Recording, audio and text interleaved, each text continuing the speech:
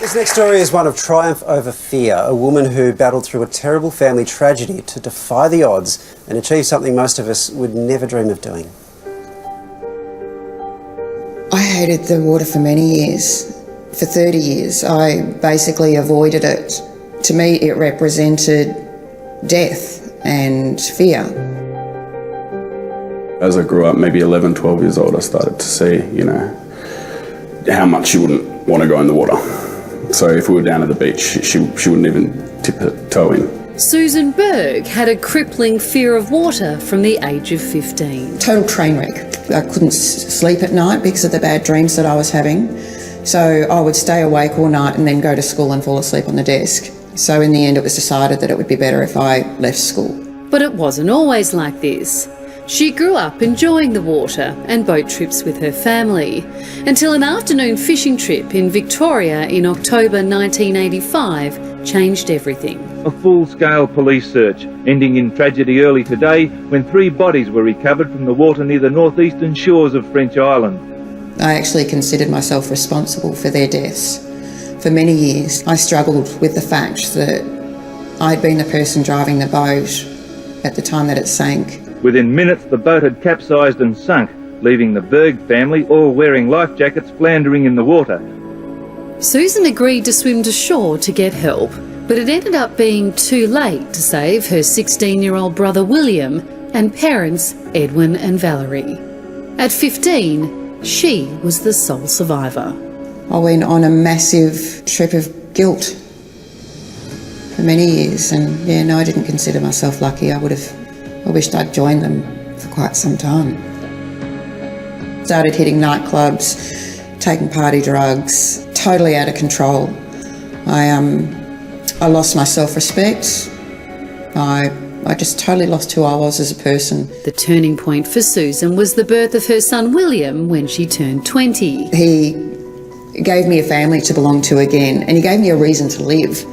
I remember when I was younger, she'd cry sometimes, but she'd always pull herself together and make sure that I was well looked after and, she was there for me. After decades of struggling, Susan decided to face her fear by accepting a challenge to swim an open water race in Victoria.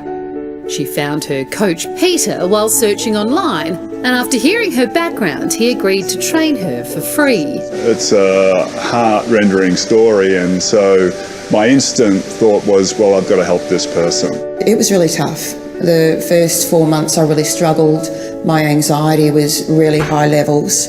I hated having my face in water, so I actually went to my doctor and asked if I was allowed to take Valium before I swam, just to try and bring the nerves down, but she said no, that I had to just persevere.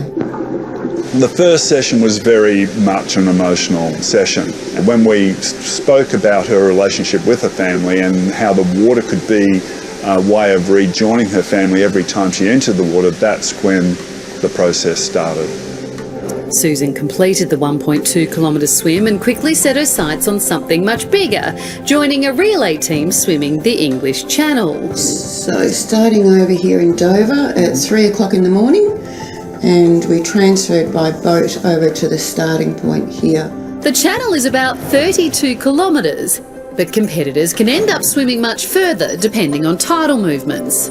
We established if we had a 4-team relay, then it could be accomplished with a lot of training. See how my head position is like that?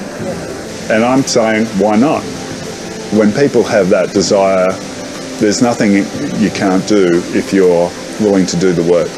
Susan trained every morning in the winter temperatures before recently making the trip to the UK with her teammates and son Will for the attempt. The conditions were really rough. I think that's when I realised we're going all the way over to France, which was, in the distance, very far. And I could hear everyone on the boat yelling at me, "Susan, go harder, go harder." So I just went as hard as I could, and my anxiety went up again and everything, but I knew I just had to keep going. After almost 12 hours, the team reached France and Susan was the one to make landfall. There's no better feeling than to know that nothing really can hold you back anymore. If you can accomplish or face and overcome your greatest fear, you can overcome anything. Susan has her sights set on other swimming events and now loves the water so much she can't imagine life without it. I think I've just found peace now. Peace with the water, peace with having lost my family, peace within myself that it wasn't my fault. Triumph over the most incredible tragedy in one moment, just losing.